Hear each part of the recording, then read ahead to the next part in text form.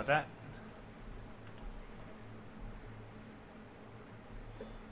What up, everybody? Let me just kind of see what this sounds like.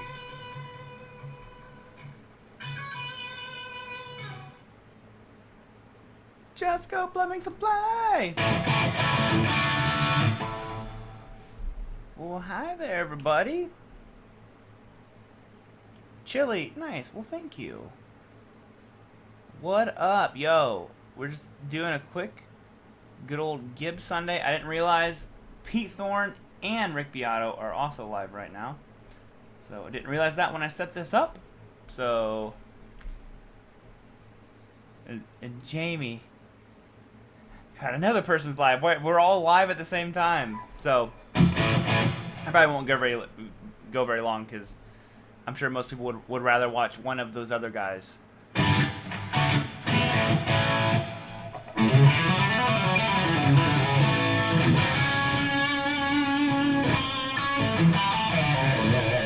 Jamie Slays. I'm not familiar with him.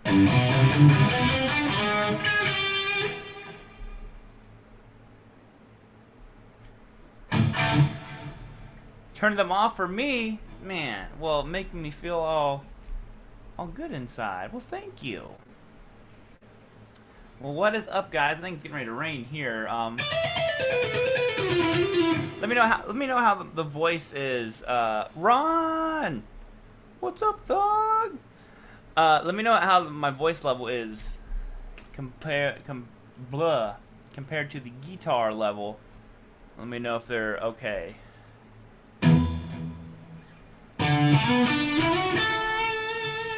Still trying a little bit of a different setup than what I've had, you know, in the past.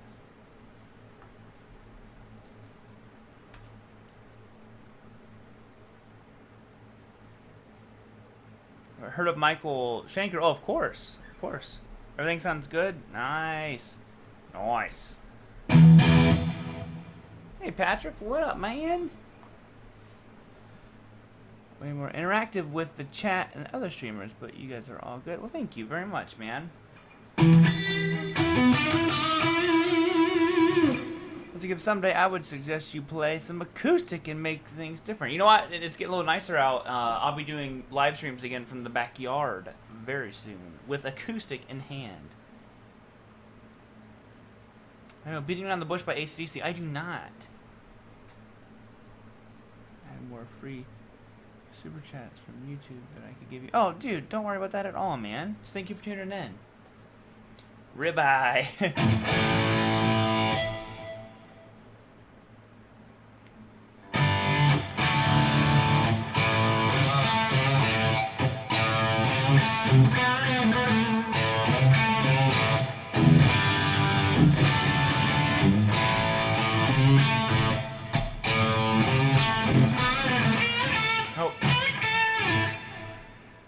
For stream with your art, what's happening on Gibsundays? Dude, thank you for tuning in, man. Doors. I got the window open so the doors kind of flip around. Explain a little bit about the two notes you use. Sure thing, Ron. So the two notes that I use is I use what's called the two notes live. And essentially what I do, I'm not doing it right now, but typically, if I'm using an amp, I run my actual tube amp into the two notes live. Now, the two notes live is simulating amp cabinets. And one of the cool things with the update that they have, if you have at least the live, one of the updates is now you can have two microphones, and you can have two different microphones positioned differently. So you could have like a ribbon mic and like a 57 or something like that, and get these really, really killer tones. But it could be like in here, I can record at night. Or I can do live streams at 2 a.m.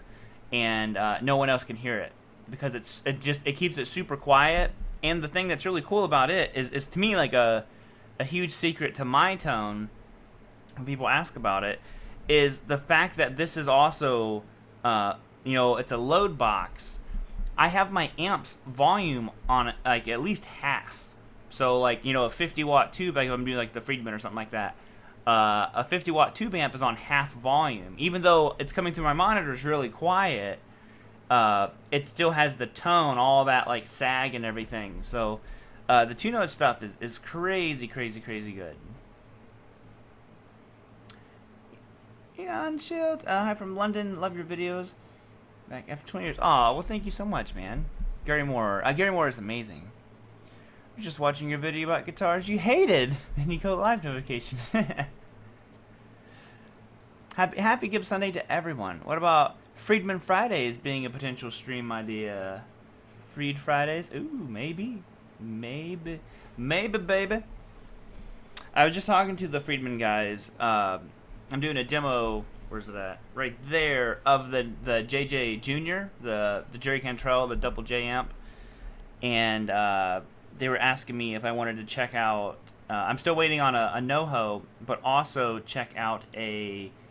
It's like the vintage T, but they have a classic T.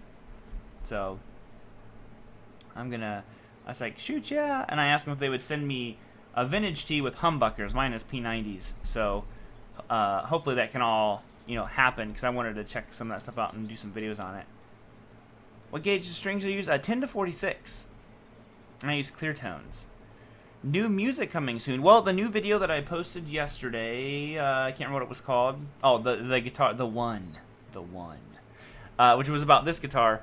Has a full new original song in it, and I'll probably release an EP here pretty soon. And it just depends. I have to stagger things. I never want it to be too salesy on you guys. I don't feel right about releasing this, buy this, and then a week later buy this, and then a week later buy this. So I try to make sure that I'm not just annoying you guys with that stuff. I release stuff as it's ready, but that'll probably be about in a couple months. Another 5-song EP that I have, and then what is it? The beginner guitar course will be coming out soon. So lots of good stuff. Caffeine Thug. Now a bit windy. Yeah, I just got done jamming. Nice. We just got done. My son was at a birthday party and he's riding go-karts and everything. How costly are the Friedman? It depends on what you get, man. So essentially, the Friedmans are, unless you buy it from a place where it's already pre-built, they're custom guitars. So you can get a lot of different specs, which will inevitably affect the price. So if you're going with bird's eye maple fingerboards over a plain kind of hard rock maple fingerboard, or maybe you're going with Palfaro or something like that, all these things really affect the cost. Seem to be rocking masterpiece. Oh, thank you, RC. X3 review and also somehow to. You know what? I've tried reaching out to the guys at Fractal over the years, and they've just they've never returned an email, to be honest. So I wouldn't be opposed to it, since I love my Axe effects, but yeah, I've never been able to get them to respond to stuff, other than one time I had issues with my Axe effects, and they were right on it and helped me right away with that. But that's about it. Been 3 years since I've seen Ron. Do I like the Music Man? You know what? I've never really connected with a Music Man guitar yet. The Lukes are the closest I've been to really liking one. How long have I been playing? 13 years now.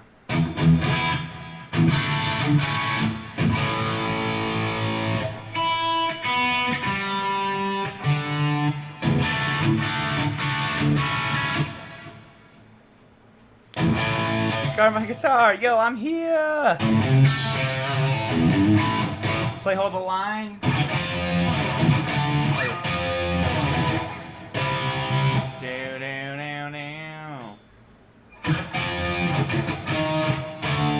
I can't remember how it goes. Dude, that verse riff is really, really cool, though. I can't think of it. What's your dream guitar you don't have? I would love to have a pre-CBS Strat. And I know someone who has one locally, and I'm going to see if he'll let me borrow it at some point and maybe do a video on it. And that's probably what the video will be called. I have a really good title for that video. You know what's funny? With videos, some people have issues. Let me text this to myself before I forget.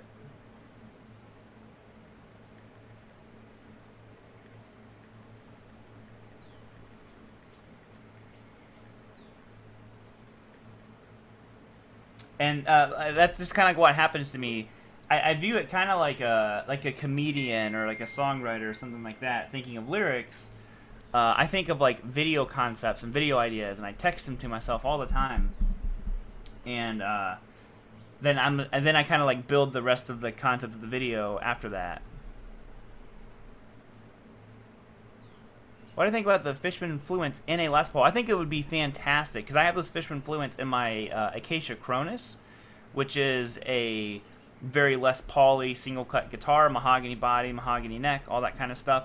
And they work really, really well in that. I will say the Fishman pickups do seem to be pretty bright, so I think they tend to be the best, at least the classics in my experience, seem to be the best in darker, wooded guitars, but I think they're really good.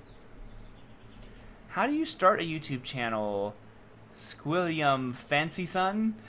Honestly, man, you just do it. That's the best thing I can say to you is just start making videos, figure out what you're kind of passionate about, and just be very well and aware that it takes a very long time to gain any traction, and you really have to have a passion for it, to be honest. And you'll quickly realize how little running a guitar channel, how little you're playing guitar. I spend more time editing videos and like recording or like mixing and stuff like that than I actually do playing the guitar.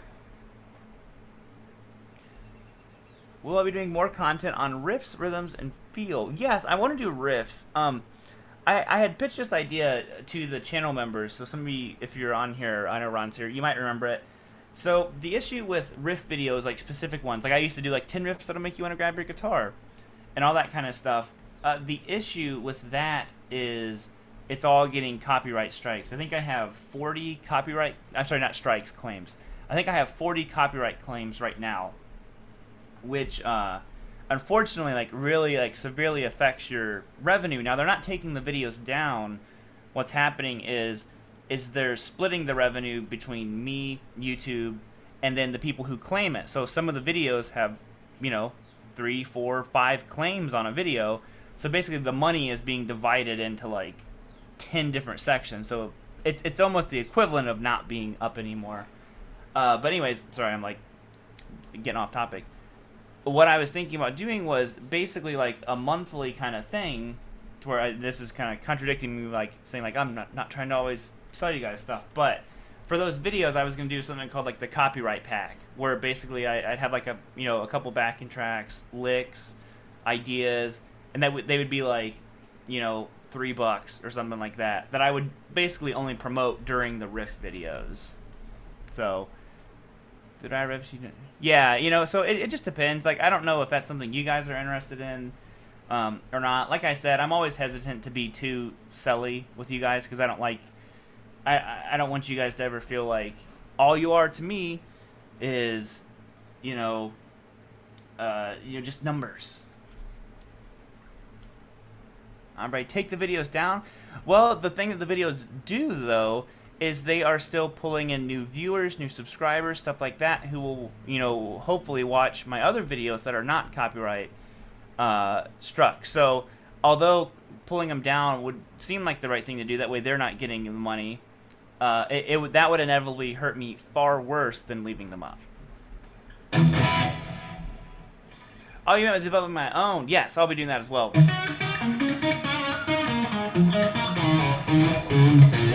Sean Tubbs!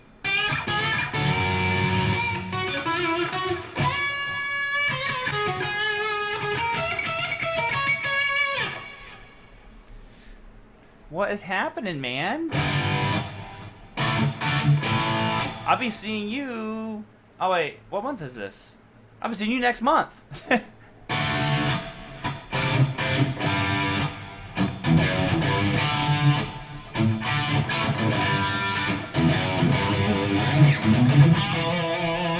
We'll have to chat some more, man. If it's still an option, man. I would love for you to be able to come over to the house for a day or something, man. Years now, and we will be doing it for many years to come. Yep. Did you watch The Dirt? I did. I'm a big Motley Crue fan. See, I'm with you, Sean. I don't even know what day it is. Whoa.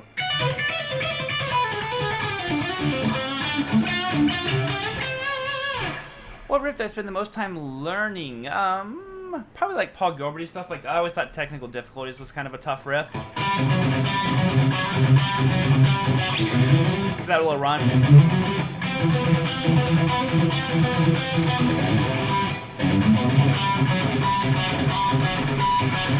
That's right, Sean. It's Gibsunday! Yay! Yay! My voice is kind of shot. I was sick. Shout out! Shout out! Shout out!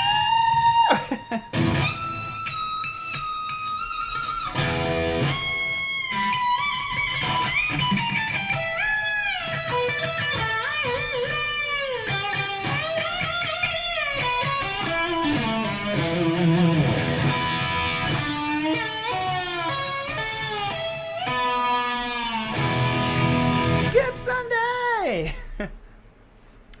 Do you practice every day? I try to. Yeah, I really do. You know, I've been doing a lot of economy picking stuff lately, really trying to get better at it. I've came up with a couple exercises. I think I'm going to do an economy picking video. So like one of the exercises I've been doing, I've not been doing it on a Les Paul. So Les Pauls are not like, for me, they're not like shreddy guitars. But anyways, I'll quit making excuses and sloppily play it for you. But anyways, I've been doing a lot of economy picking stuff. You know, stuff like that. And up through the scales. Or,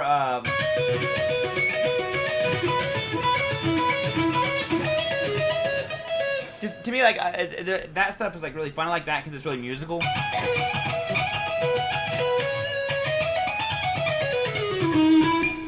I'm not warmed up enough to play, like, anything super fast right now. But I've been doing that, and then basically what I've been doing is, like, the first thing I showed you guys.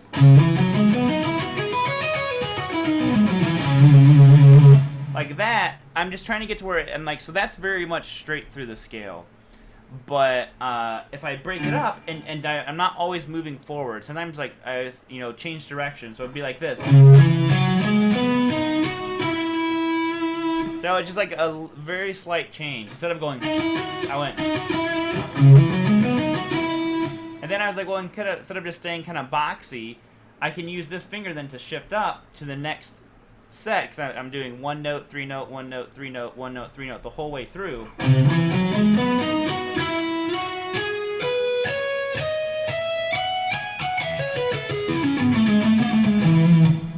And you can see how, like, to me, it can get musical very quickly, but it's how a lot of, you know, ideas for me start. They start very scalier, and then it's kind of like, okay, well, how do I branch this into a musical thing? Because I remember the one I was doing, which is now kind of part of a song that you guys will hear pretty soon, is, can I make a video about improvising? You know what? I don't feel like I'm very good at improvising. I listen to guys, a perfect example, and anybody who is not subscribed to Sean, I don't know if Sean's still here or not, but go subscribe to Sean. I've made videos about Sean. He's a friend of mine, but I'm also just an incredibly huge fan of Sean's playing. But anyways, he's good at improvising. I'm not. But I would say, like, another idea was basically kind of moving through a pentatonic scale. You know, where I'm rolling more than just kind of moving. Because, like, you know, a typical pentatonic run would maybe be like straight through the scale. So I would go, oh, sorry. Like that. So that's right through the scale. What if I went like this? Sean, sorry. So Sean Tubbs. Like I said, if he's still here, maybe he can comment. But if you scroll up in the chat, he was here a little bit ago. Or just YouTube him. You will not be sorry. But anyways, so what I started doing was, like I said, it starts very much like a scale, and then I try to, like, break it out of it.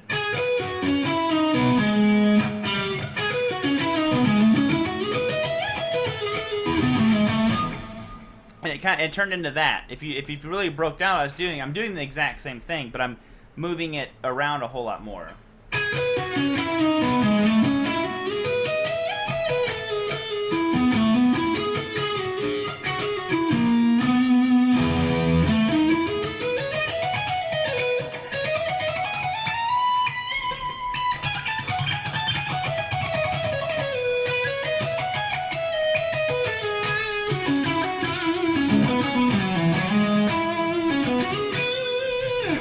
Yeah, I think he might have already left. But hey Andrew.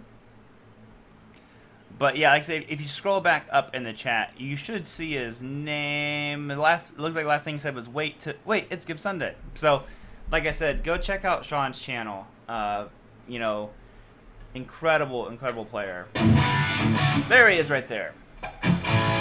The man, the myth, the Tubbs.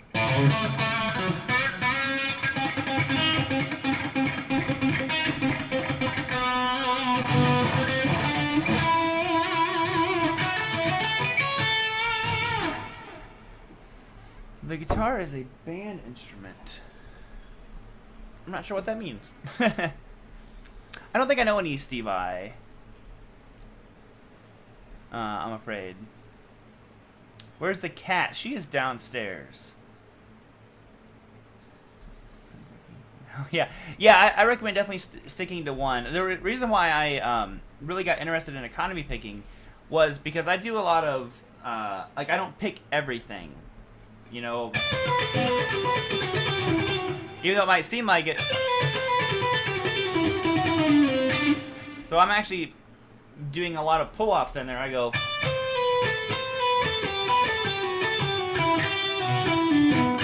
But what I started like to do was I was connecting it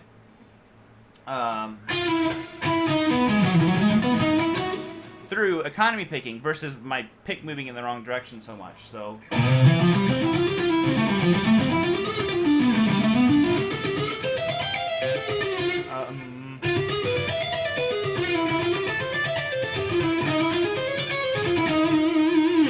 like all that stuff is kind of, like I said, it's given it a lot more flow to it, learning it.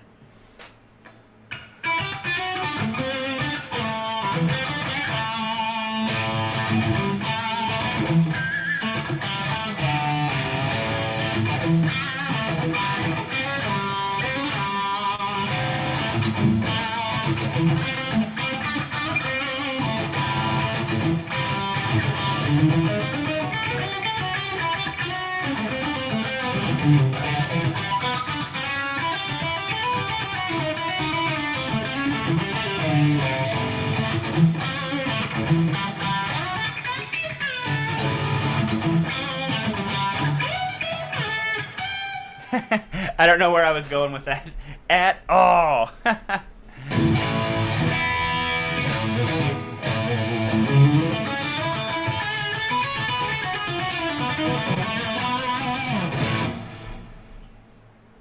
Gotta go later, Janice.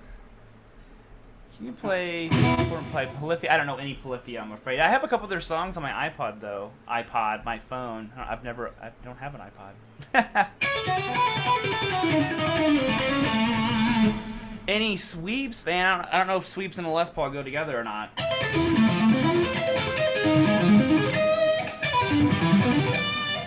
Not like they should.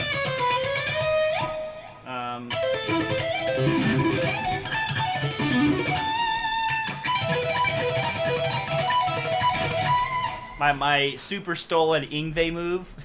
You like that? I go up to the minor. And then what's it, like a sus4?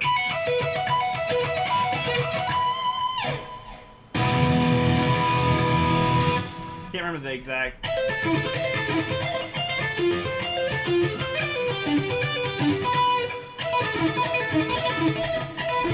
Nope. Something like that. I can't remember. He has this really cool arpeggio section inside of Valhalla off my favorite Yngwie album, Evil Eye. Or sorry, Attack. I think it's Yngwie's best album. And listen to the song Valhalla. Valhalla, live by the sword, die by the sword. Have I been, William Fancy Son, have I been to any concerts lately? I have not. You know what? I was really bummed out. I wanted to go watch the Winery Dogs. And I found out they were in Pennsylvania the day of, and I couldn't go. And I'm hoping to see Slash. But who else was I just looking at? I can't remember. They're gonna be in Cincinnati. Can't remember. Still using Dragonheart? Yes, I am. You know what? But I've been really interested in trying some different. Hey Gary, trying some different picks. You know, there's nothing wrong with the Dragonheart picks. I'm still super good friends with them and everything like that. So don't think anything like that. It's just, you know, I've been enjoying playing different guitars now, and I was like, you know what? Maybe I should try some different picks. So let me ask you guys, what do you recommend? Whether they be kind of like normal picks I can get at a store, or boutique picks, I'm not sure. I guess I would consider these kind of more like Vanish is what I would consider them now, but kind of like a boutique-y style pick. Wind Spear picks are best. All right. Actually, you guys, I've had V-picks before. I actually did a video about them. The V-picks are very nice. They wore out a little bit too quick for me. At least the ones that I used. And that's nothing against Vinny. Vinny's an awesome guy. So let me write these down. Wind Spear. Heard of Blue Chip. Blue Chip. Jim Root signature picks.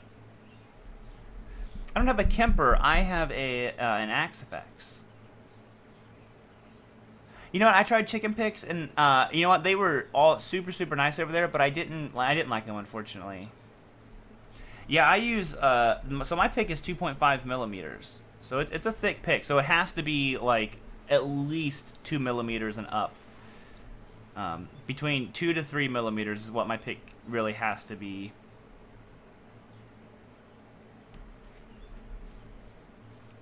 I've tried the Petrucci ones, and I didn't care for them. They were a little bit too sharp. Out here, Guitar Lord. Thank you, man. Richard Pierce. Hey, Rob. Have you ever listened to Lucy Gowan on YouTube? She's like 15 years old and plays guitar like nobody's business. Her cover of Sweet Child of Mine blew my mind, and she's that good. Wow, I haven't. I'll try to remember to look her up. Hawk picks. I feel like someone was just talking about that. The big stubbies are a little bit too round for me. Hawk picks.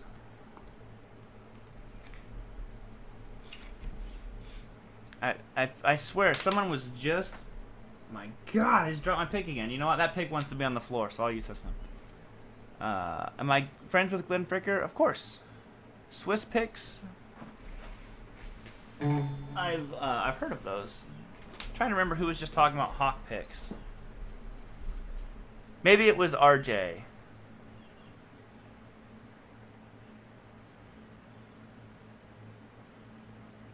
Gibson mandolin, nice.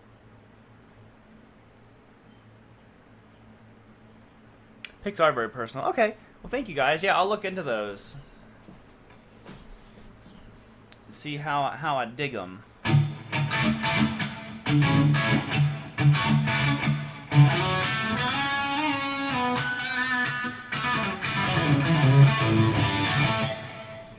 Ron, what's up, man? When are you moving? Hopefully it's better weather. It's pouring rain right now. New member? Gary, I thought you already were a member. You know what that means? New member, Rev!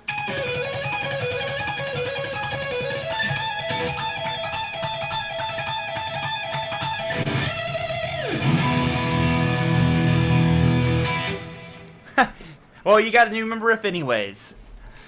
Ron, so I'm actually not moving. Like I said, I'm doing a video this week about it.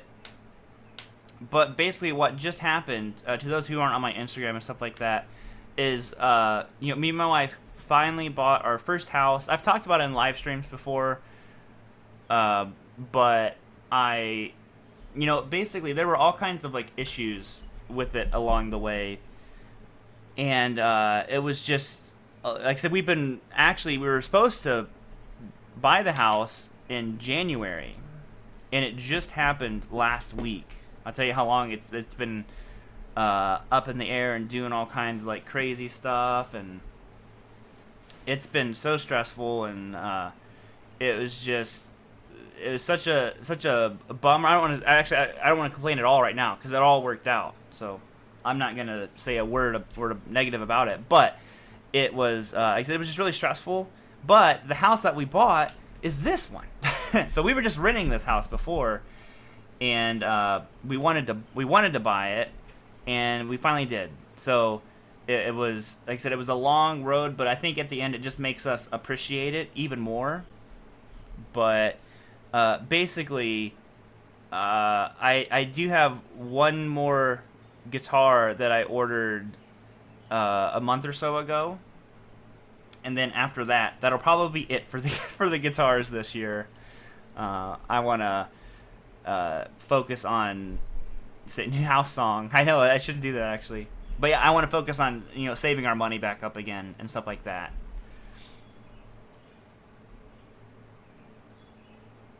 Bought a house missing a door. Yeah, still no doorknob. Will there ever be a doorknob? The world may never know. Oh, thank you very much. Yeah, YouTube or Instagram? Definitely YouTube. YouTube for show, yo. Hold on a second. This door came up. Look at that. No sock life. Always representing. Always. If I had a doorknob, that wouldn't happen now, would it? When I have the window open, it blows the door open. Moving does suck, 100%. And it was kind of like, my wife's way better at dealing with stress than I am. I suck at it. I shouldn't say I suck at it, but what I really hate is if it's something that all it requires from me is like hard work and dedication and stuff like that. I'm like, dude, I'll stay up 24/7 and get it done. Like I'm always confident in that way. But this was all stuff that was out of my hands, and I couldn't do it. And my wife loves this house, and this was actually, so basically when we had Mason, we drove around this neighborhood and this area and stuff like that, and this was like, we would drive through here and just always wanted to live here. And I hated the thought of, as much as I love the house, I know my wife loves it even more, and I did not want to have to, take her, dream home away from her and stuff like that. So I was really, really stressed out about it. But you know what? It worked out, and it worked out for the better. Looking at the way that it kind of unfolded, it actually, our loan officer was able to save us some money, which we have then. The garage was leaking, so literally all the money we saved right back into the garage as soon as we bought it. And but you know what, it could have been the other way around. So my son's doing really good. He was at a birthday party today, and he was rocking and rolling, man. He's riding go-karts, a go-kart track for kids, so it was really fun. Steven, what's up? Video about fast solos. I'm trying to think. What would be a good... Maybe. Yeah, that's a good idea. I just gotta think how to approach that. Better than Satrion? Not even close, man. For as long as you've been playing, do you struggle with playing music that you may hear in your head? I don't want to say that I don't, because it's always a struggle to figure it out. But I think that I'm better at if this makes any sense, I'm better at figuring out what I'm hearing in my head than knowing what it is. Like if you listen to the video I just posted with the song, there's a chord section in it. And the main riff is very straightforward.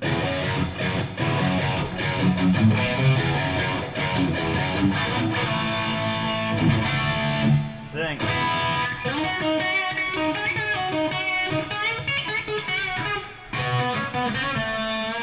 That's a stolen Sean Tubbs lick right there. What's the name of your song, Sean? It goes.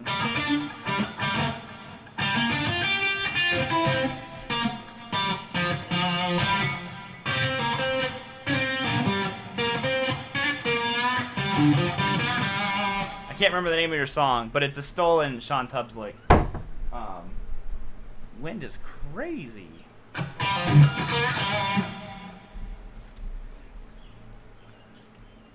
But I totally lost train of thought. Oh, anyways, so I could hear like what I wanted it to do. I wanted it to transition to that A, and it does. But like I don't know what these. I have no clue what these chords are. I could figure it out if I spent the time to like to dissect the chord. I'm like, oh, okay, well that's an A, and then there's a B, so that's adding your 2 or your 9, whatever you want to call it, and then there's another E there. So I guess it's just an add 9. But I wasn't approaching it in that kind of way. I was just like looking at it. I'm like, oh, I like the way this sounds. It should go here. Like now it needs to go darker. Back to happy. And I just, you know, it's like that's just kind of how it makes sense in my brain. Even though I'm not like using a lot of theory, I'm just using a lot of like I want it to go like this.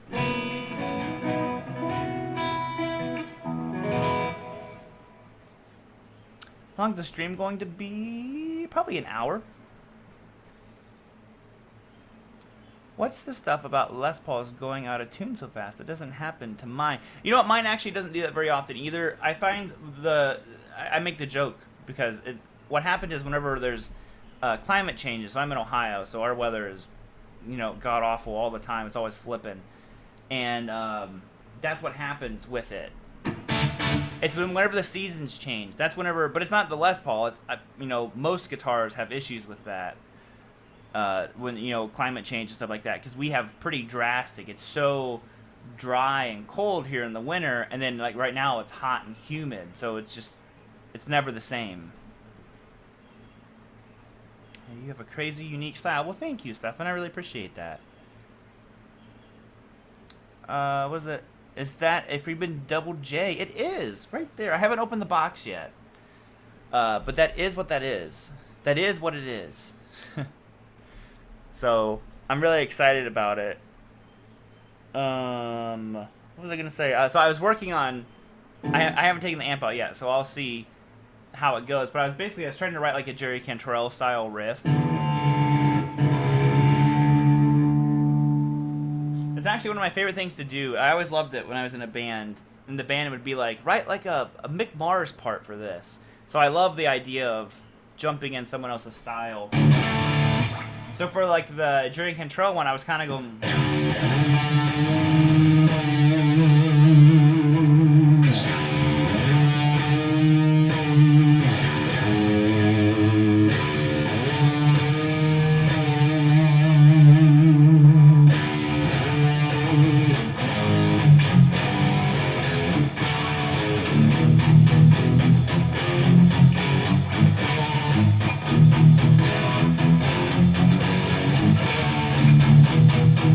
You know, it's like very like them bonesy stuff like that, but I like it.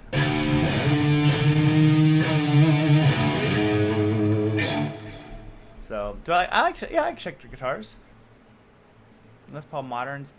So I have not had a chance to play one yet, but I was just talking to the guys at Gibson, and they said they would send me one. So I just have to pick out what one I want. So I should be getting one. And we'll see. And I was also talking to Sweetwater about maybe sending me one of them as well. But it should definitely happen. So I'm really interested to check them out. Yeah. I love Jerry's riffs because he's always bending. You know.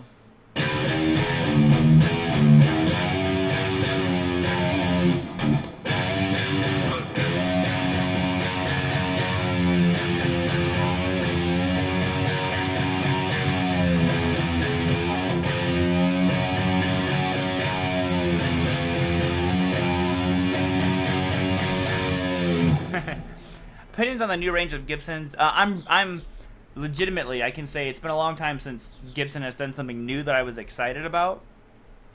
But turn that mark so I can hear it. I'm very excited. I really like what Gibson did. I like that they're going back to you know, I know that some people don't understand wanting a heavy Les Paul thing, and maybe it's because I'm younger, but when I pick up a Les Paul, I expect it to be heavy, and I've never liked a Les Paul that I picked up, and it weighed like 6 pounds or something like that. I'm always just kind of like, I don't know. I feel like I need to like have a desire to sit with the guitar, which when I'm playing this one, it's so heavy, you do sit. But you know that I don't know if that's just like a subconscious kind of thing in my mind where I'm like, oh, it needs to be heavy, has to be heavy. But you know, some guitars I don't mind being light, but I honestly don't prefer an overly light guitar. Like I think my vintage T is a little over 7 pounds, I believe, and that's pretty much about as light as I like to get as for a solid body guitar. Jerry and Dimebag, both of those, you know, both definitely guitar heroes of mine. Because they were naturally grown.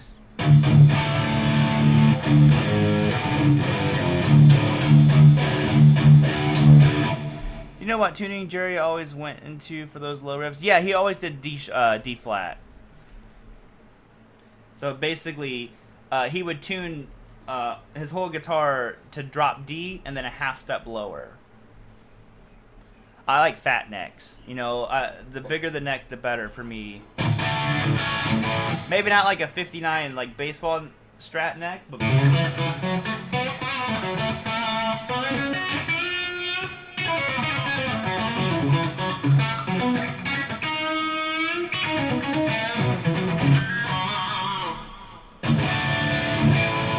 Hey Scott. Hey man, sorry I missed your comment. What's up, dude?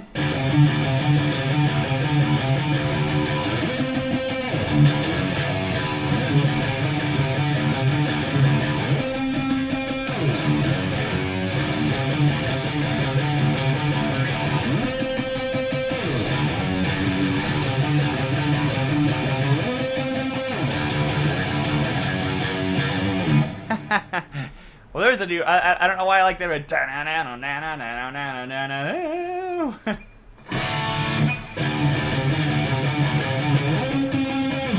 Now I don't remember it. Luckily, I'll catch it on the playback and try to figure out what I did.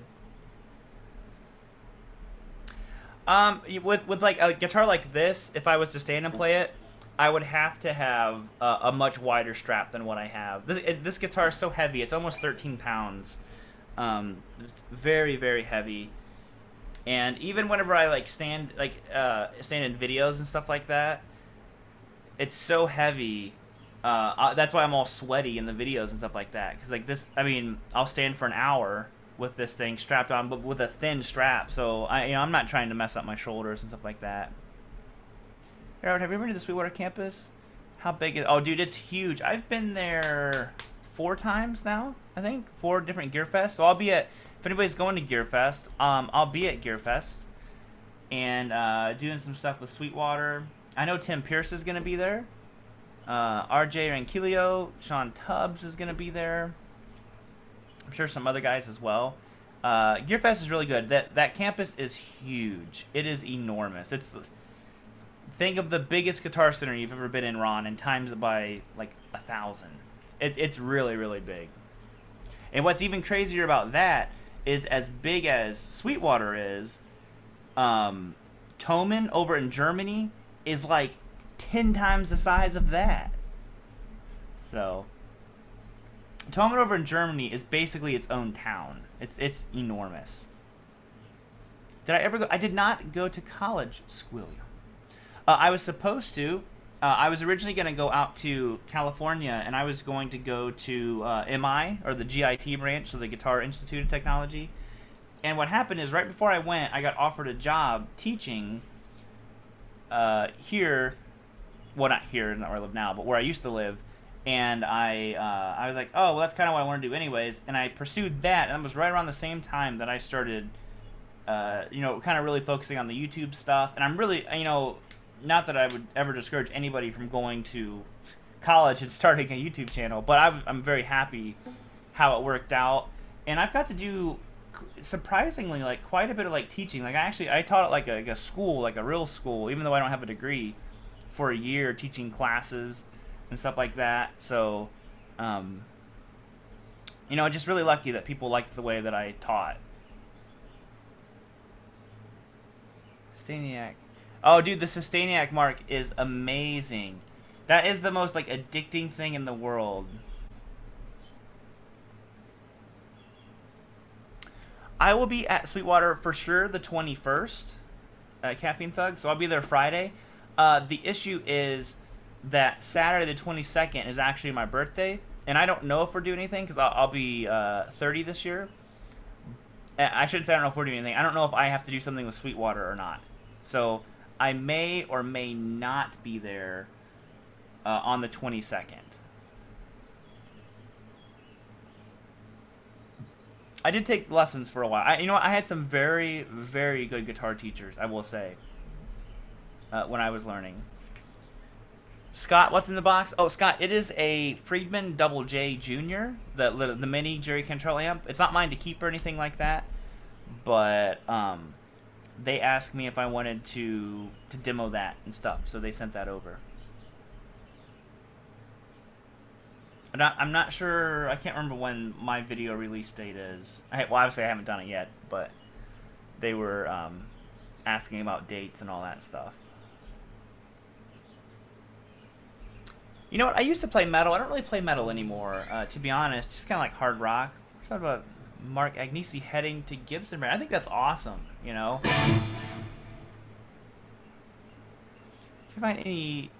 Can I find any presets on the Axfix web? You know what? I don't even know how to upload presets, to be honest. I'm so bad at that kind of stuff.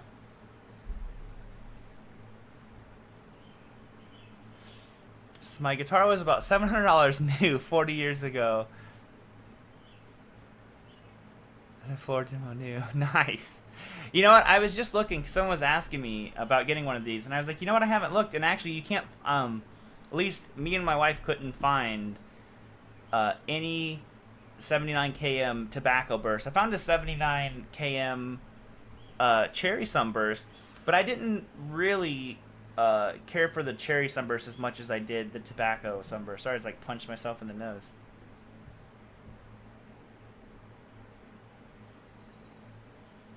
Oh, William, thank you so much for the super chat, man.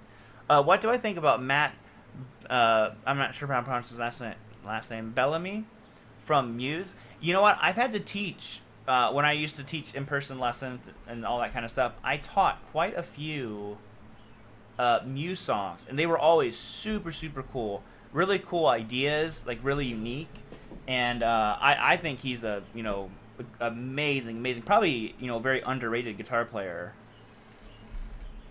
Have I tried the new PRS drummer? I have. Actually, I have a demo. I think I was one of the first people to get one of the Silver Skies.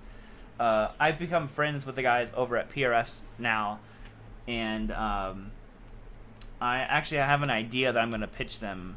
So it just requires them to send me a bunch of guitars, and then to be okay with shipping them back and all that stuff.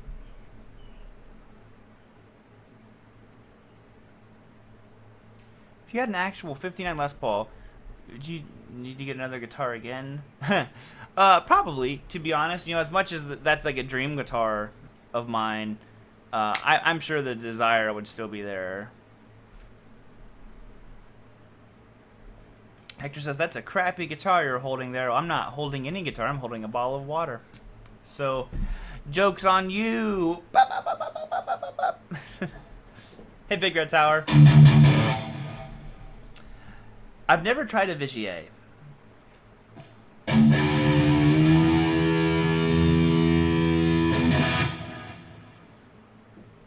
Hair routine. You know what? My wife laughs at my hair routine because my hair routine is nothing. It's I'll take a shower the night before, go to sleep, wet hair, wake up the next day, brush my hair, and it just looks like this. So I have zero hair routine.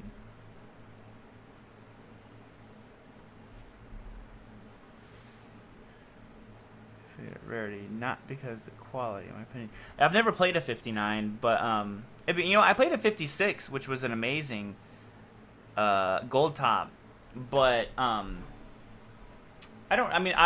played it for like a second and I wasn't comfortable playing it because the guy wanted $40,000 for it, so I'm not gonna be wailing on it. But I wasn't like awestruck. I was awestruck because of the idea of like the history and the heritage of this guitar. That kind of stuff really speaks to me. But the guitar itself, I wasn't like blown away. Although it did make me want to get a gold top with P90s, which I have right here now. Just got my first guitar. Doors drive me crazy. Bob Ross shirt, yeah, buddy. All right, channel members. Hey, Guitar Hack. Bob Ross emoji a symbol. Boom. You just got Bob Ross.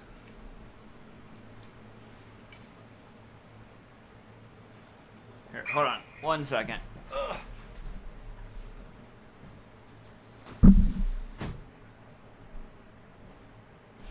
Now it's gonna get really hot in here, but I'm just gonna suck it up.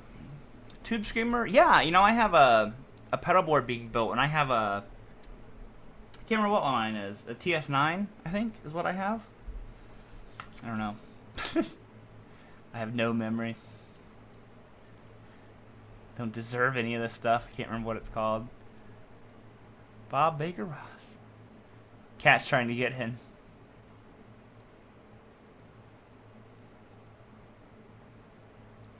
I think old rock stars keep their hair long like mine. I hope I still have, you know, long hair in, I don't know, 30 years or something like that.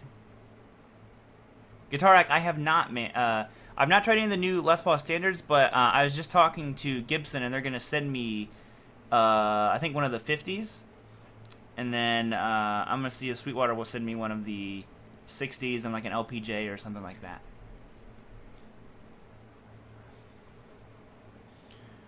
When are you getting the pedal board back? Pretty soon. You know, they were just waiting on me, to be honest, with it and stuff like that. So that'll all be in the very near future. Shut a sock in the door. I know. I was actually looking for something to shut in the door. 79 Love Paul. Yeah, you know, I saw a lot of 79 standards and stuff like that that were for sale. But I will say that they are different than the 79 KM standard, so it's just a little bit different. Happened to bump into a Sweetwater. Lunches on me. Oh, dude, you don't have to do anything like that, man. I mean, I appreciate that very much, but I never expect anybody to do that. Is there a guitarist you love as a musician, but not as a person?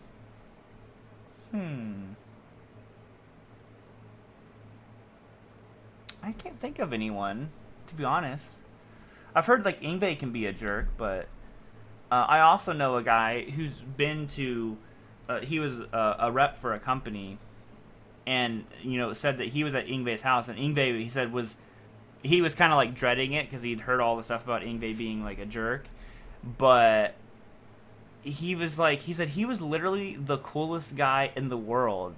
He got there and he had like a tennis court or something, and he's just like, hey, you want to play tennis? And then he's like around, you know, driving, wants him to like ride around in the Lamborghinis with him and stuff like that. So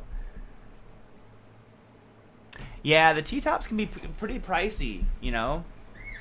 Guitar Rack, you played the 50s and the 60s, some good, some not so good. Oh, that's a bummer. Yeah, I haven't had a much of an experience with them yet, so we'll see. I haven't messaged the guys back at Gibson yet, but I plan on getting back with them probably this week. Trying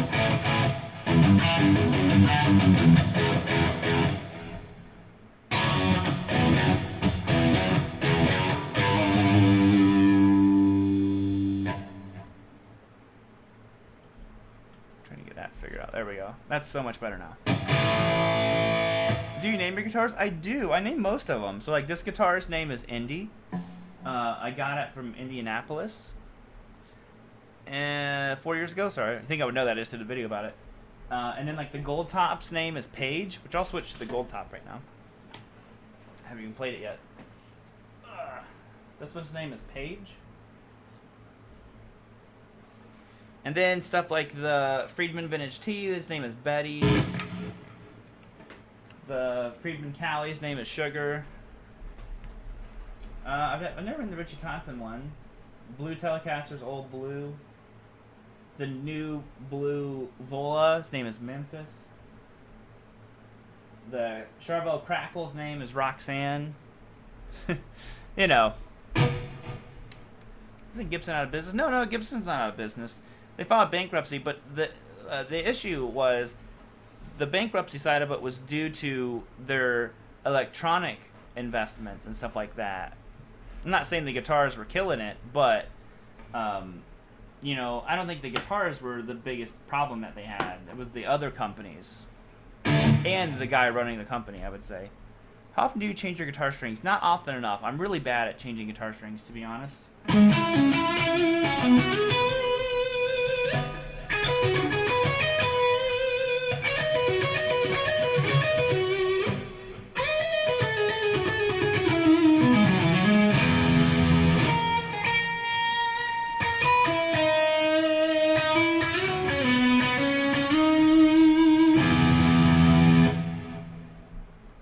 Plex. Do you mean, Buster, do you mean Plek?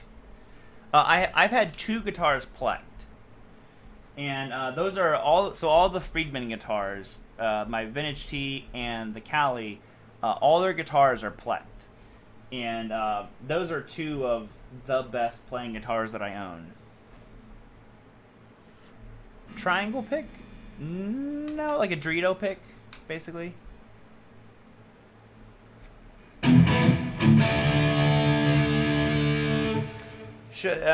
John is asking, should I tune down my 12-string a step? You know what? To be honest, John, I'm not a professional at knowing this kind of stuff. I just know a couple different luthiers who have said, and unless I'm not sure what kind you have, they typically recommended people tune their 12 strings down.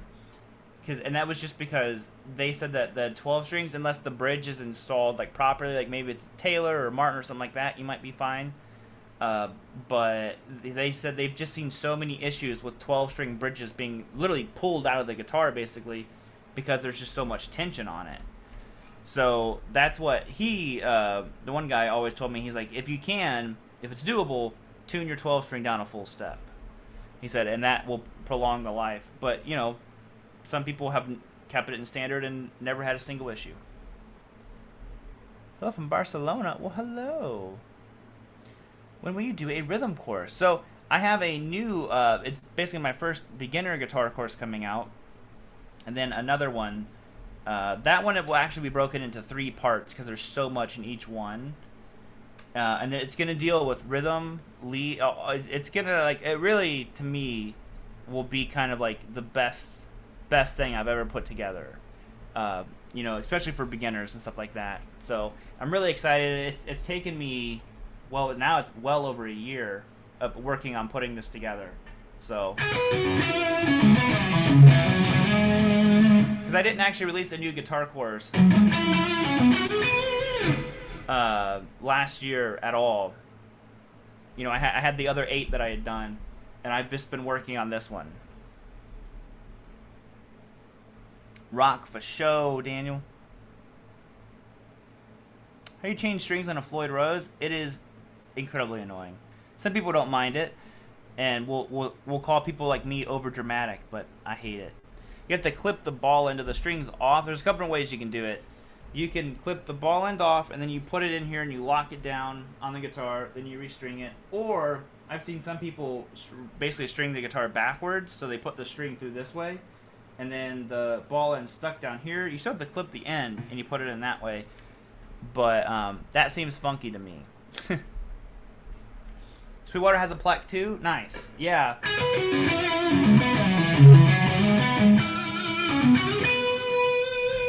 Yeah, I think those Pleks are, you know, the real deal.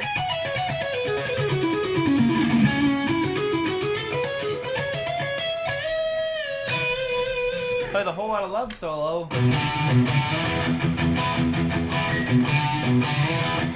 YP90s, cause they rock and roll.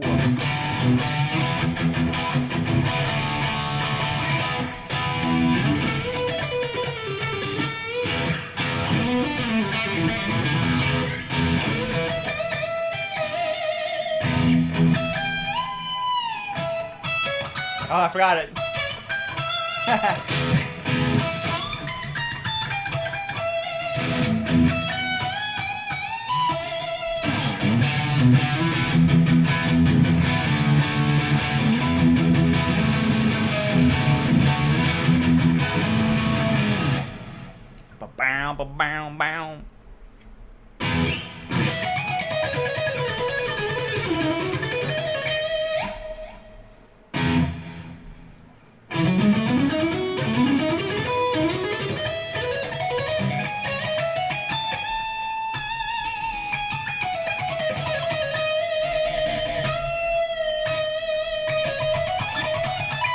Do I like Steel Panther? I do. I do like Steel Panther. I don't know too many other songs, I'm afraid, but you know, they're kind of hard for me to listen to because, for one, I can't listen to them around my son, and my wife doesn't like them. They're just like a little bit too vulgar. So it's like I never really get to listen to them to learn it, and it's like it's the kind of music like I have to listen to like way quieter and stuff like that. So then it's not as fun. So I can't get into it when I'm trying to learn it. But yeah, I mean, I think Satchel's an amazing guitar player. Do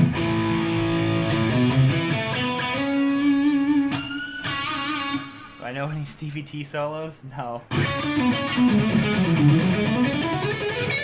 He's a great guitar player, though.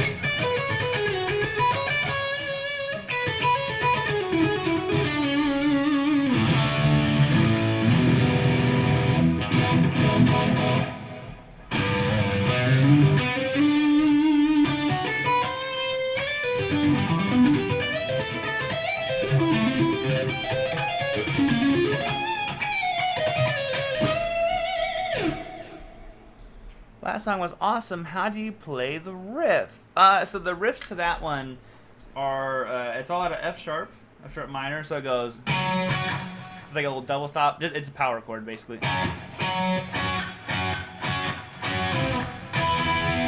Oh, sorry, no, it actually goes like this.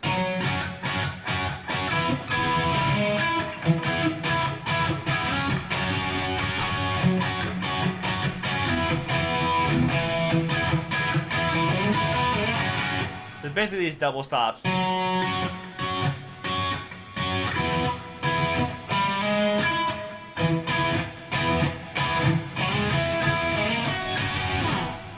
it goes into the other one.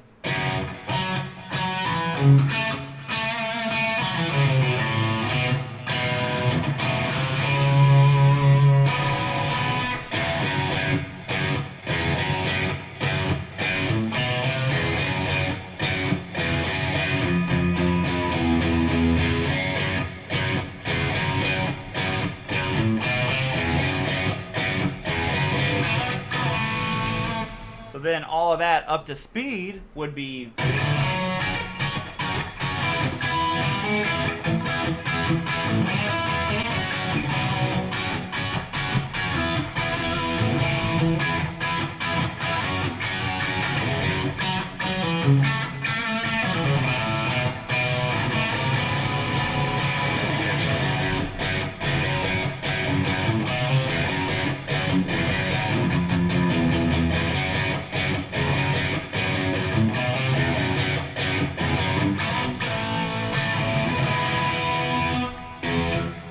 Lightwing Studios.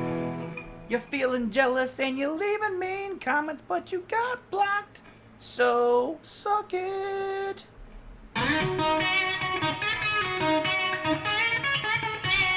Sorry, you guys can't see the comment, but I can. Big Red Tower done got you.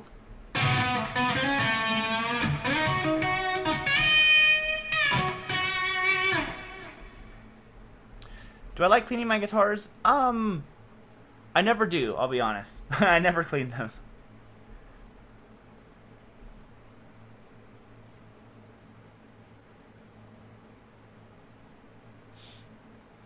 Yeah. But yeah, so that's that main part, all with your finger.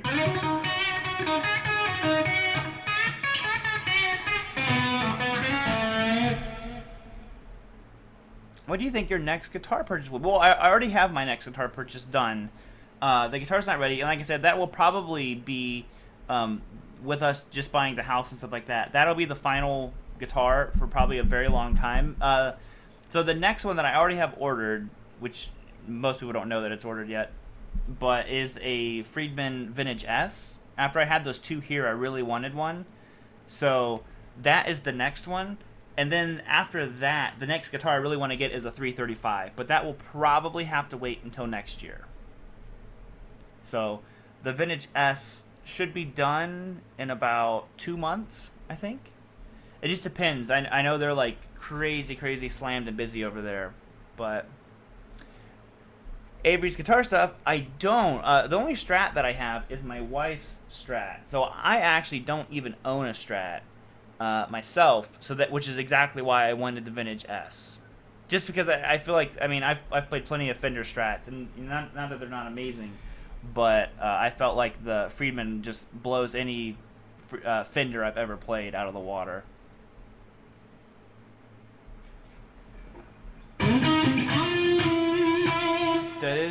What's that song?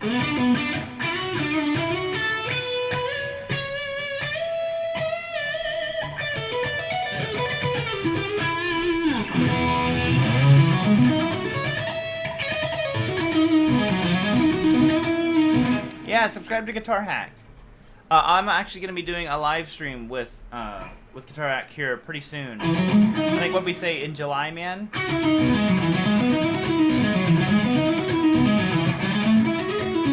He's busy getting your Friedman custom cab done.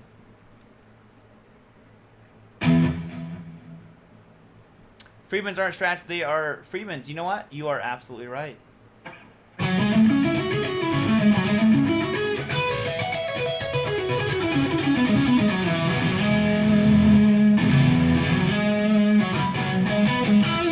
So I guess at the end of the day, I will not have, I still won't have any Strats, but I'll have a guitar that does what a Strat does, and in my opinion, even better.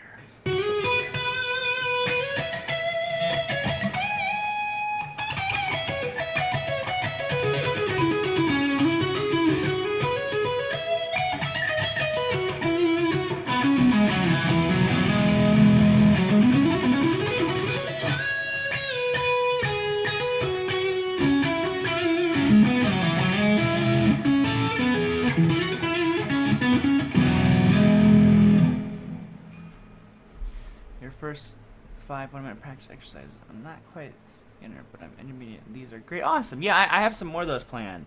Coming up very soon. Bias amps or code? You know, I haven't played any of the bias amps.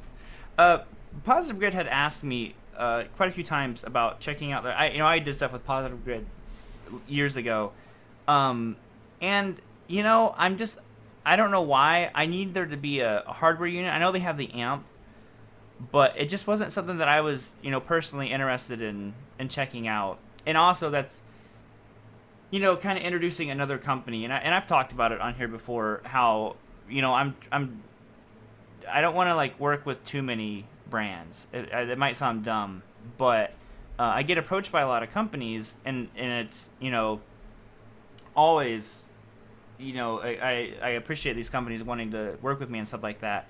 But the first thing I always take in consideration is you guys. And then the second thing is, you know, I already have really good relationships with a lot of other brands. So does this kind of like diminish my relationship with them in a way? Or can I... Oh, my screen just went black.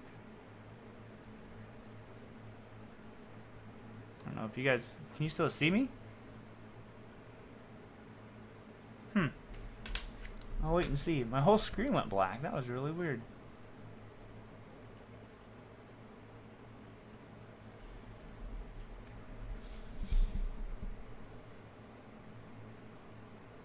I'm back? Okay. Yeah, but anyways, so that's just kind of the way that I chose to do stuff, like with Friedman. You know, a lot of times if it's with a new company that I haven't worked with and stuff like that, I don't have the...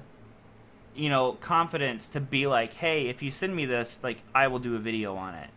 If Friedman asked me, hey, do you want to check out our, you know, our JJ Junior amp? I'm like, shoot, yeah, send it over, man. You know, like, I'm extremely confident with them, with that they'll carry through with anything for me, for you, all that kind of stuff. Same with, you know, PRS and Vola and Acacia and Rev and all those guys. I just have a really good relationship with them. Camera back. Okay, yeah, I don't know. Yeah, my screen went completely black for a second. Do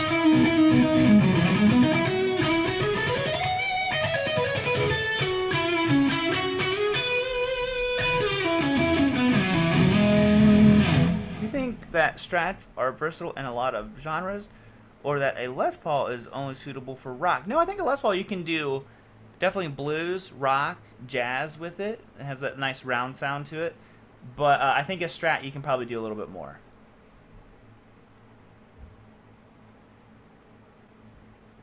Acacia's still doing the RB1 model. Yes. They, like I said, they have my guitar still right now. I still haven't gotten with Fishman, so that's still my fault. But what was I gonna say? They do still make it. Basically, what happened with that is I told Acacia, because that was originally like a signature guitar I had with them. I told them, I was like, I don't think it makes sense for me to have a signature guitar. Let's just make it an artist spec guitar. And they're like, yeah, that's fine. So yeah, so they still make them and all that kind of stuff. It's not like officially a signature guitar anymore or anything like that. Just because I felt with doing what I do, I don't want there to be any obligation to play any other guitar than whatever one is inspiring me to play at that exact moment. So plan on getting Les Paul in the future. I'd like to get a black one, but that's very low on the list, like a black custom. Scott says, "Do I have the new REVV?" I do. I still have it here. Boom. So yes, I do. That is an incredible amp. I'm not sure when those are. Maybe they're out right now, but that is seriously a killer amp. Are T-tops really worth it in your view? I don't know, to be honest. I will say that I think that my Les Paul is one of my best sounding. Maybe it's not the best sounding guitar that I own, but it's definitely one of the best ones. And I think a huge part of that are the T-tops. I think the pickups are very, very good. Steven says, after a review, do you have to give the gear back? Sometimes, sometimes not. It all just depends. If it's like an expensive product or something like that, typically yes. So like the Friedman amp right there, that will be totally going back. You're like, when Friedman sent me the 2 vintage S guitars that I had there for a while, those all went back. All that kind of stuff. It's kind of nice. I think it helps with the gear addiction, because a lot of these companies, if I ask them, they'll send me stuff to borrow for a while. So then I kind of have it. It's like having a new piece of gear. I send it back. They'll send me something else, and it just helps out the brand.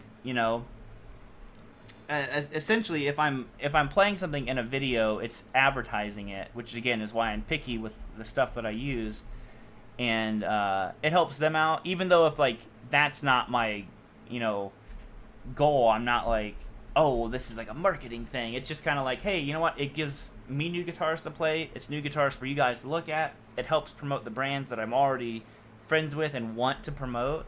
So it just seems like a win-win for everyone. And then a lot of the times if I like approach them, I'm like, hey, I think I really want to like buy one of those amps. I'll be like, sure, man, and they'll discount the amp or something like that. So I think it's all just about, helping each other at the end of the day. So, but if it's like something like super expensive, like the JJ Jr., something like that, that stuff always pretty much goes back. I mean, I could buy it if I wanted to, but with having the vintage S on the way and stuff like that, there probably won't be any more big gear purchases for a while unless something crazy unique pops up.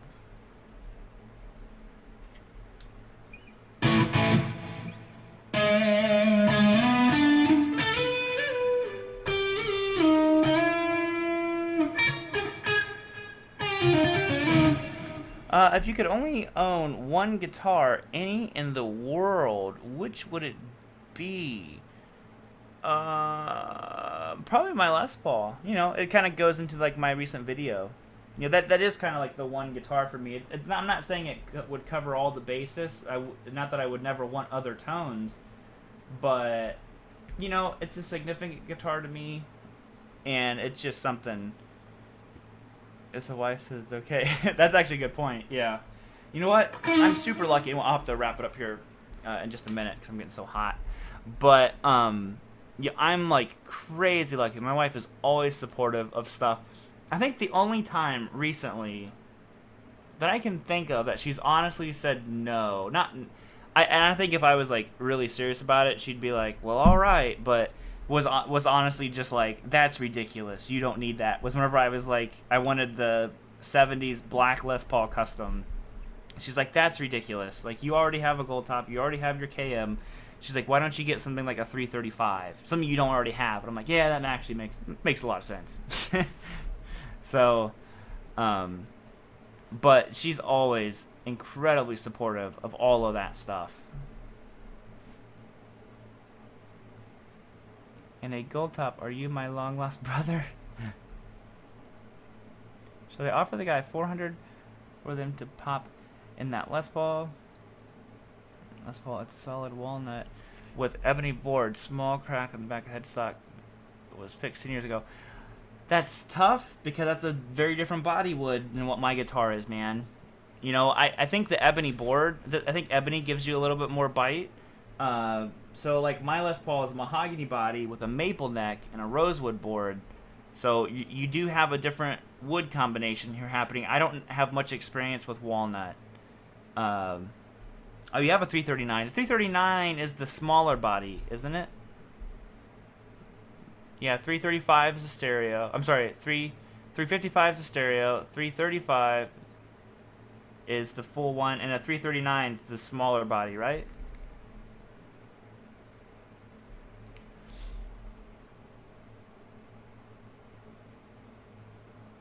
Why do I prefer doing lessons and videos over touring? Well, you know what? I was in bands for a long time, and I was in 3 bands at one time. And to be totally honest with you, once I kind of got older and, you know, got married and started having a family, there's just not much desire to go and be gone from my family for months at a time. And, you know, I have a lot of other responsibilities. I have bills to pay and stuff like that. And there were, you know, shows we would play where the venues would want to pay you primarily in, like, alcohol and stuff like that. And I'm like, well, I don't drink. So I'd rather have the money. And then it's like, oh, that's not the deal. You know, and I'm like, well, that doesn't help me. So I needed to, like, think about stuff. And thankfully, I figured out that I could, you know, I started making YouTube videos. And I was teaching in person for a while. And I eventually transitioned to Skype. So I think it works so much better for me. And I love being home. You know, I love it so much. The downside, I think, of it is you have to be very, very self-driven. You know, no one is telling you to get up and shoot that video. No one's telling you to respond to the 50 emails and stuff like that, and to set aside, like, I always set aside time to make sure that I'm replying to your guys' comments and stuff like that, and I respond to as many as I can. Or if I'm, like, waiting in line to get food from Chipotle, I'll usually start responding to comments and stuff like that.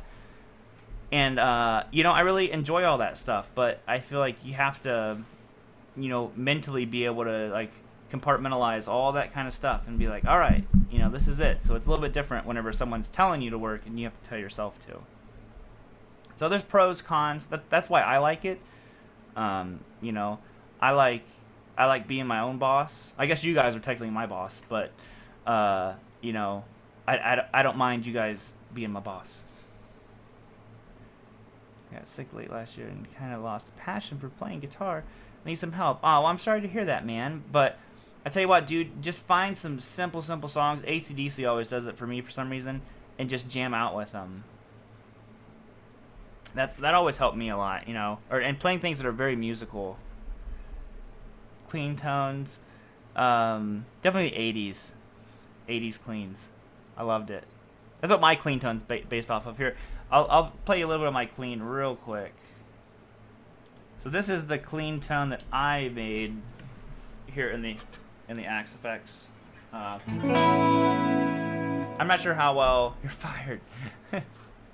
How well it'll translate to you guys, but this is my clean, essentially.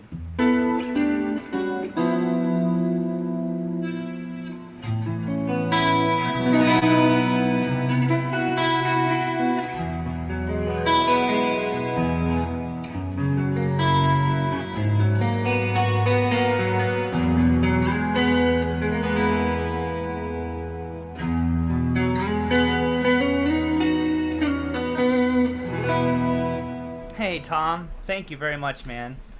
Thank you for the super chat, dude. We're not your boss. You're your boss.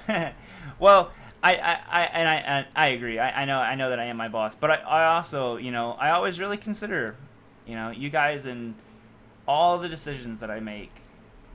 You know, I don't have time to get big headed and think that it's all about me. I always think that it's all about us. So, do you like an Axe-Fx better than a tube amp? No, I do not. The Axe-Fx is great. It's very convenient. That's why I use it a lot of times. And a lot of times I use it because the power is really bad here, and I get a lot of buzz and hum. And the Axe-Fx, I will say, has one of the best noise gates I've ever had in it. But I did it in a live stream once. I switched between the Axe-Fx and my Friedman BE 50 Deluxe, and everyone was like, "Oh my god, the tube amp is better." Like, it sounds great on its own until you hear it next to the real thing.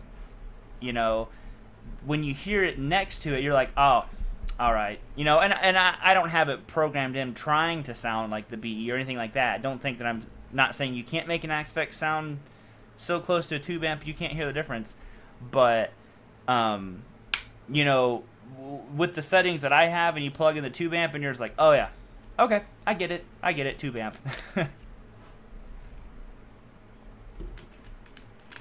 Tubes, man, you can't. There's something about the, and I'll tell you what, they feel so different.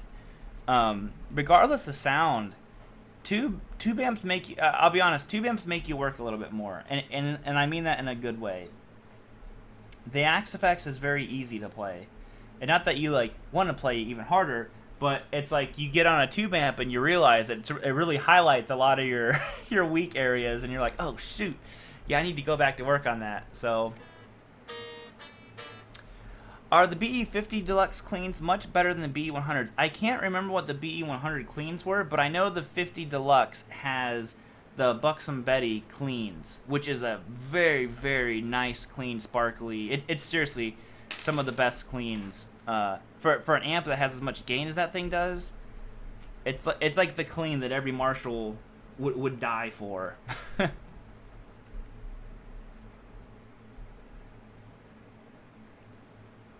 Any chance come to the UK? I would love to, Mick. I would actually love to go to the UK. I'm not real sure. I'm hoping there's something kind of in the works, so we'll see. But nothing is set in stone yet, unfortunately. But the UK, if not with a company or something like that, I want to go to the UK, and my wife wants to go to France. But like I said, having just bought a house and all that kind of stuff, that stuff will have to be put on hold. So we will hold on a second. I hit the wrong button. We will just see how that goes.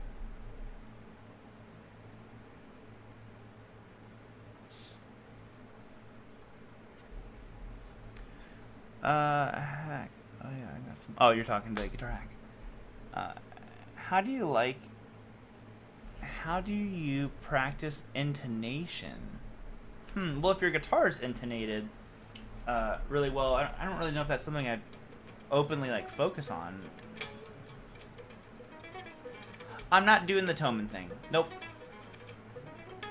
You know, I was invited to it.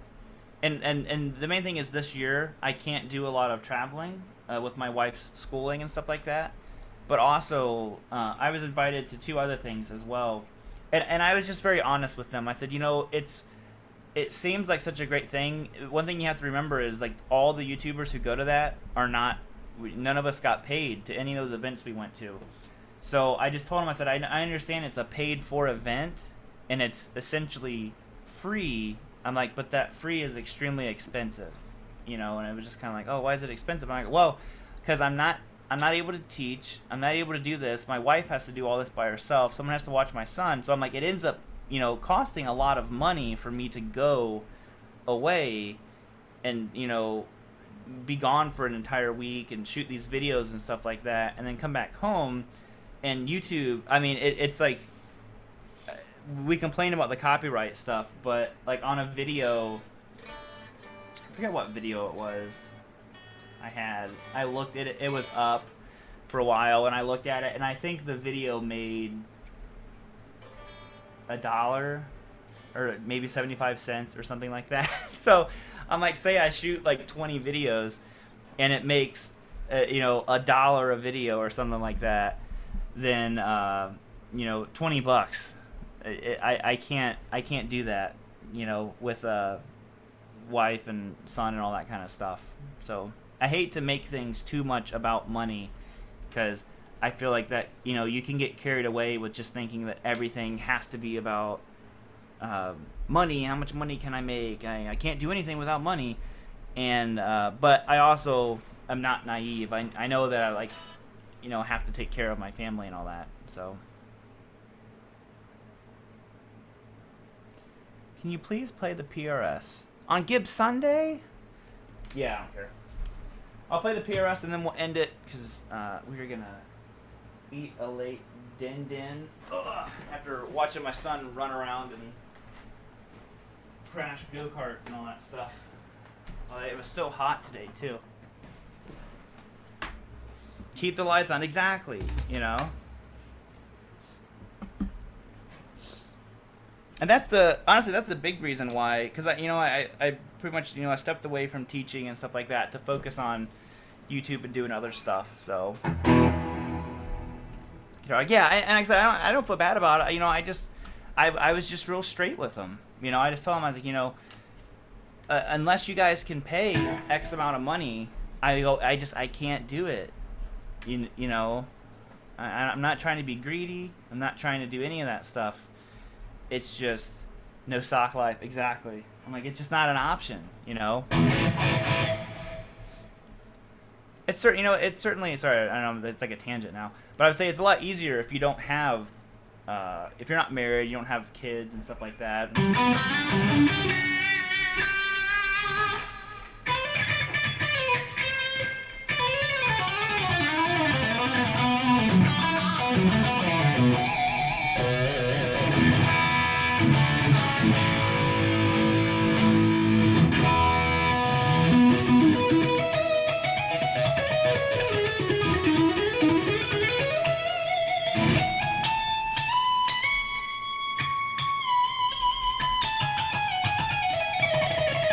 Oh man, we had some amazing Korean barbecue in Shanghai and all that stuff. Each year, that's what we end with, Korean barbecue. It was so good.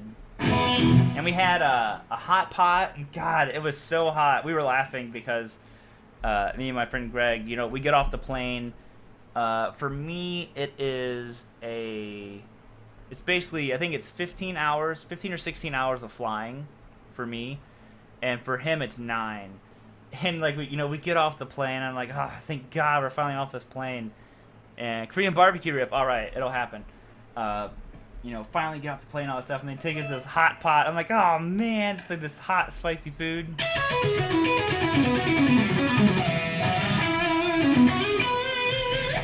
Korean barbecue rib.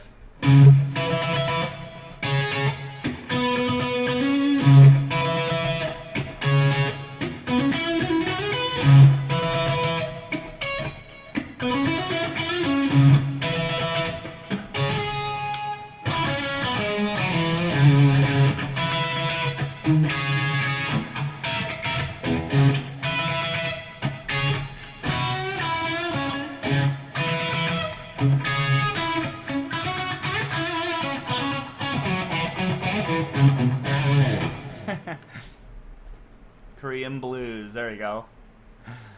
Oh man, Chinese scale.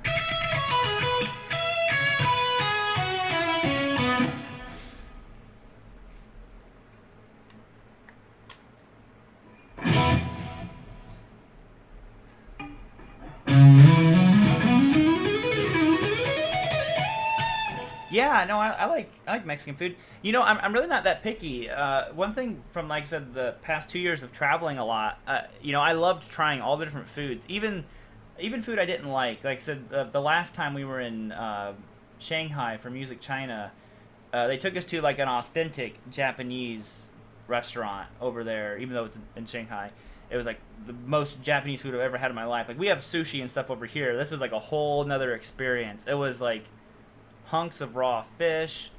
The one thing was it had a cooked egg in it, or was it raw? I can't remember. No, it was a cooked egg, and it was full of fish eggs, and it had a squid on it. I'm like, I am not sure how to eat this, so please tell me if there's like some part, like if you eat this part of the squid, you will die. And luckily, the guys who were with us were like, no, no, no, like, just laughing at us, idiot Americans. I'm like, yo, where's the cheeseburgers?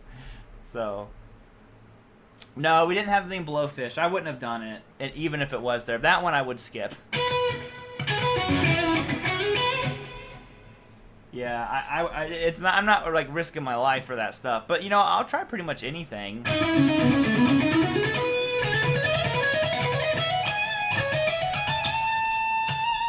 Did you have any baby chicken fertilized eggs? I did not. Another thing that we used to have here in Ohio, I think they got rid of it because I think some of the stuff became illegal. But we had something that was called Beast Feast. And me and my dad would go to it. And basically they have all these like crazy, like, you have some bear, wild boar, elk, gazelle, alligator, these different turtles.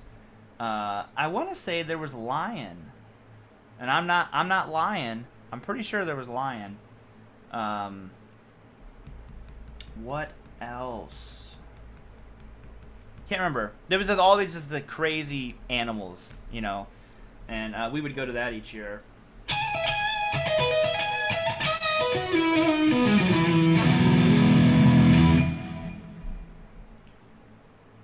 When you leave the country, you automatically experience cultural shock. Yeah, Shanghai. I'll tell you what. Germany and stuff like that, and where was I at? Sweden were not crazy different. They were definitely different. I'll say that. But when you go to China, it is literally like a different world. Almost, at least my experience with it was very different culture. Yeah, Shanghai.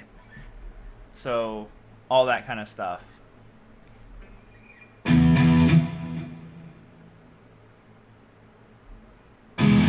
Yeah, I know the chef has to try it first. Even then, I wouldn't. I haven't been to Spain. Me and my wife both want to go to France, which I have, the Two Notes company. They're from France, so I know Guillaume from Francais, and I know Judge Fred from the band. What's the band name? I can't think of the name right now. I can't think of it, but I know a couple of people in France, so we could kind of like go there. Italy is somewhere else that my wife really wants to go to. But like I said, going back to the whole house thing, all that stuff's gonna wait. But that's kind of, I think, my next big goal. Hopefully my wife isn't watching.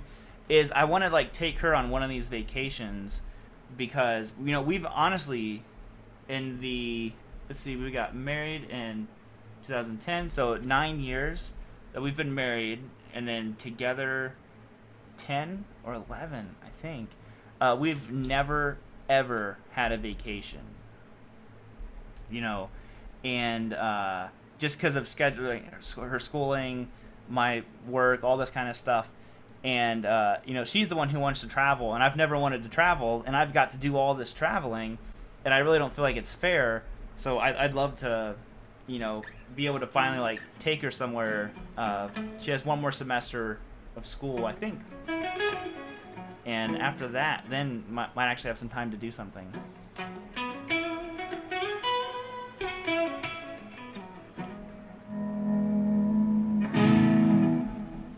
Is she? Probably. Now she'll probably start spamming me.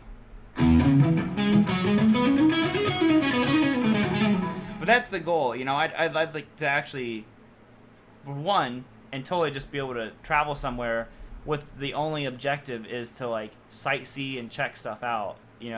Most of the time, the place is like, the first time I was in Shanghai, I didn't see anything other than walking into the convention center and was there all day and playing, and then walking home at night. And that was pretty much it, So this last time we got to go to this like temple place, and we walked on this really cool, it was like across this little bay area, and you could see the city and it was all lit up like crazy. It was really, really cool. We actually got to see a lot more stuff.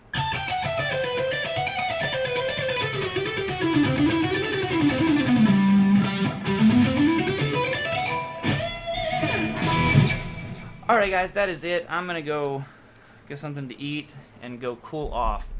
So thank you guys all so much for tuning in. Oh, sorry. Oh, Rory Noble, thank you so much, man, for the super chat. Sorry I missed that. I was not trying to ignore you at all. Thank you very much. Is your wife camera shy? She just has privacy issue, or only his people like your brother saw as his wife Tilly envies? Yeah, you know what? She just said she doesn't. She said a long time ago that she just never really wanted to be on video. She doesn't care what I do, but she has no interest to be in the videos or on camera and stuff like that. Sometimes she's behind the camera, like if I do unboxings, but. And I've asked her, you know, here and there about it, and she's never changed her mind. So I never like try to like pressure her into doing that kind of stuff, though. Even though I think she'd be great, because I think she has a really good personality that would translate really well. But you know what? That's totally her call, not mine. So other than that, I am gonna bounce on out of here, guys. Ending Gibsunday with a PRS fun day. And happy Gibsunday to all you guys. Thank you for all the super chats. Thank you for all the awesomeness that you guys are, which is all the awesome all the time. So, how much would you place? Don't know what that says. And we're out of here. So, until next time, guys. Yo, we out of here. Bye, guys. Have a good rest of your Sunday.